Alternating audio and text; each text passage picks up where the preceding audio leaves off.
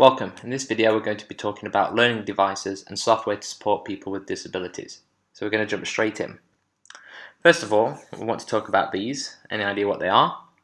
Well, these are Braille keyboards. Obviously Braille keyboards are used for people with visual impairment or the blind. And you can see we've got two different types here. We've got a dedicated Braille keyboard here. And we've got a keyboard with a Braille overlay that can be put on a standard keyboard.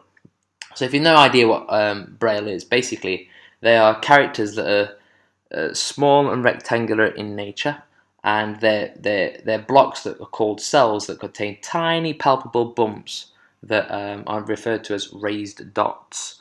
So these raised dots here allow people to use their sense of touch to identify what letters are being referred to. So again, we have these devices here that allow people to access technology if they are visually impaired or blind. We then have this device, which I'm sure many of you are familiar with, and that is a wireless headset. And you're probably thinking, hang on a minute, how can this help the disabled? Well, in many ways actually, because a wireless headset first of all has a microphone, and it also has a speaker or a headphone. Now, the way that we use the microphone we'll touch on a little bit later, but for those people that aren't able to physically type into a computer system, so they might be physically impaired, they might not have good use of their limbs, they might have poor coordination skills, there are facilities available and software available that I'll show you in just a minute that allow people to use a microphone to speak into the computer system and offer commands to prompt the computer to do something, or actually just enter text. And the speakers obviously are ideal for those people, again, who are visually impaired, who might not be able to see any output but would ideally like to be able to hear output. And again, we'll touch on that in just a little while. Another device that's used for the disabled and other audiences as well is a touch-sensitive data entry devices. Now, they're obviously used in mobile phones, mobile tablet devices. We use touchscreen technology. But you can see here this disabled girl is actually using them to communicate as well. So again, these devices are ideal for people with poor coordination skills, and we call them touch sensitive data entry devices. So again, touchscreens. And again, we've seen touchscreens not just available for the disabled, but we've probably seen them available for systems like satellite navigation, where these are used in as a touchscreen to interact with the device. They are used to input data.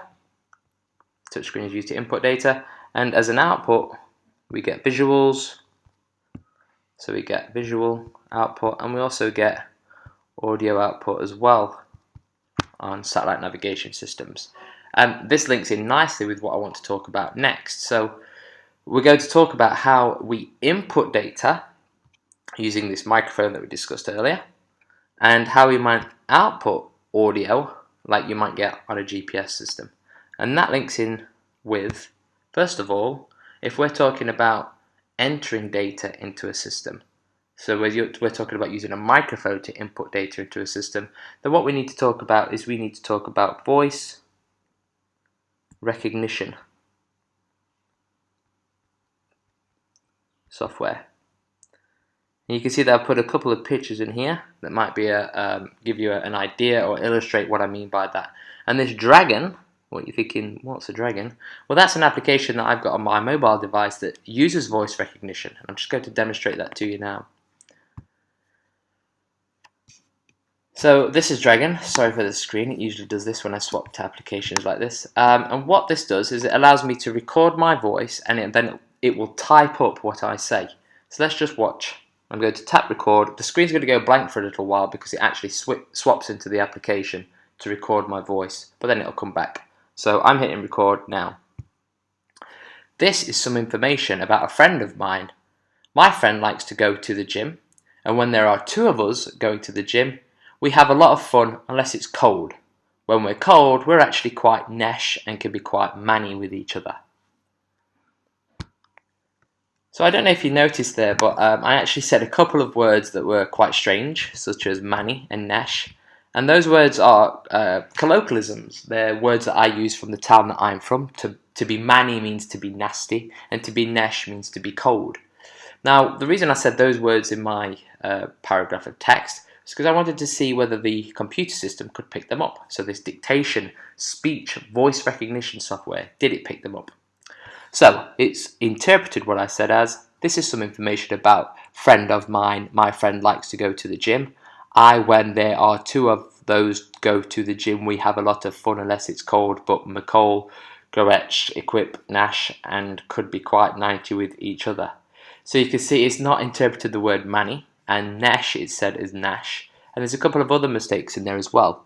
I'm interested in whether it picked up the word two, so my friend likes to go to the gym when there are two of us, so it has interpreted the number two as opposed to the word two, which is quite good as well.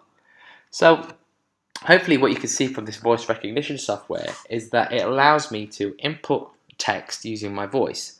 There's other ways that we can use voice recognition software. We can give commands to our computer, to our desktop, using voice recognition. So I could say, for example, open, and then list the name of an application, and it would open it up. And again, that's very useful for those people who have poor motor skills, who might lack coordination, who might not physically be able to interact with the computer.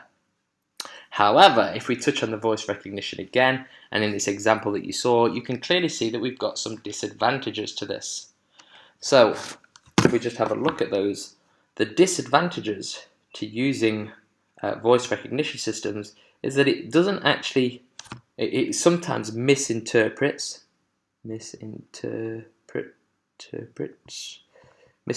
what we say. There's sometimes difficulties with similar words or similar sounding words. You'll notice that it actually got the two and the two that I said, but sometimes there's difficulties with that. Colloquialisms is another issue. So colloquialisms. Let's get a very funny spelling. COLLOQUIALISMS. So colloquialisms, again, they're words that you tend to use within a certain region or a location. So, like I said, Manny and Nesh are words that I use in Mansfield, where I'm from. You might also have problems with recognition of accents. So, for example, you might have a strong Southern accent or a Yorkshire accent, and it might not actually be able to pick that up, or it might not be able to interpret what you're saying. So accents. And then another one is that there could be some background noise that interferes with the recording. So background noise could interfere with it. However, there's disadvantages. If we have a look at the advantages of voice recognition, there are quite a few. So it could actually be faster than typing. You might be a slow typer. So actually speaking into your system might make it easier for you and faster.